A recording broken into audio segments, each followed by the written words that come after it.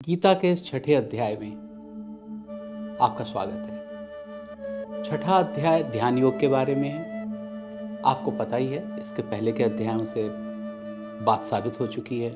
दुनिया जहान सब जानते हैं कि कृष्ण सबसे बड़े योगी हुए हैं। कृष्ण मेडिटेशन करना सिखाते हैं, ध्यान लगाना सिखाते हैं। कृष्ण हमें जीवन की सार्थकता के बारे में और निरर्थकता दोनों के बारे में बताते हैं। संन्यास के बारे में बताते हैं, योग के बारे में बताते हैं, कर्म के बारे में बताते हैं, सब चीज़ों के बारे में हमें बताते हैं। हमारे पूरे जीवन में हमारे सबसे बड़े सखा के रूप में आते हैं। ऐसे एक सखा के रूप में आते हैं जिसमें कि हम और आप सभी उनके दोस्त बनना चाहते हैं। यही तो हमारे धर्म की एक खूबी है कि यहाँ पर हमें अगर पिता चाहिए होता है तो शिव जैसा चाहिए होता है, जो हमारे सामने आने वाली सारी विपत्तियों को अपनी तीसरी आंख खोल के जला दे।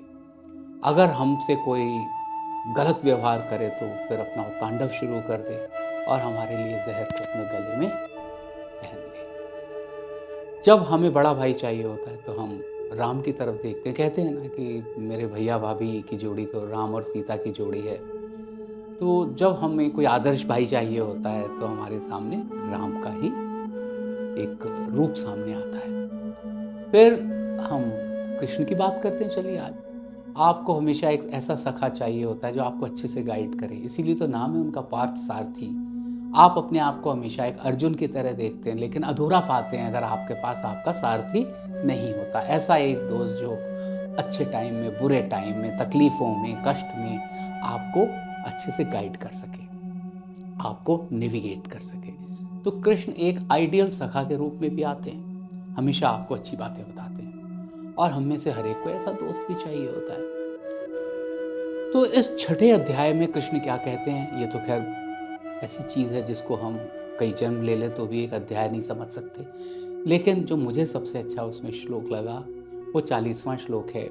पार्थ नैवेह नामुत्र विनाशस्तस्य विद्यते। पार्थ का मतलब है अर्जुन। पार्थ को बता रहे हैं, अर्जुन को बता रहे हैं, नैवेह नामुत्र विनाशस्तस्य विद्यते नहि कल्याण कृत कश्चित् दुर्गंधिक तात गच्छति।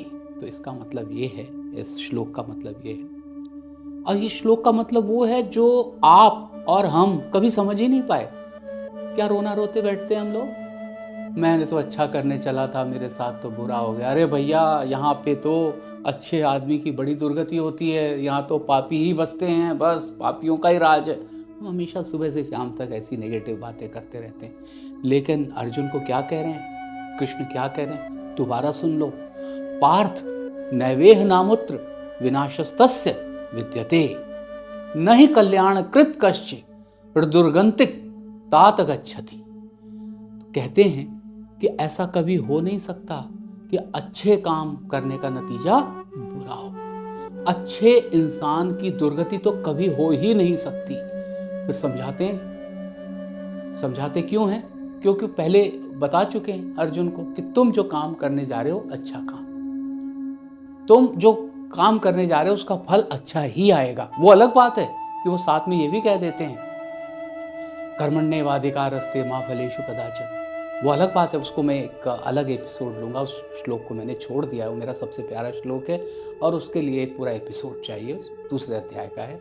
खैर, मैं थोड़ा सा डाइवर्ट हो गया यहाँ पे, आगे बढ़ते हैं। कृष्ण कहते हैं कि ऐसा कभी हो नहीं सकता कि मैं आपके काम को और आपकी पीड़ा को और आपकी इच्छा को देखूं ना।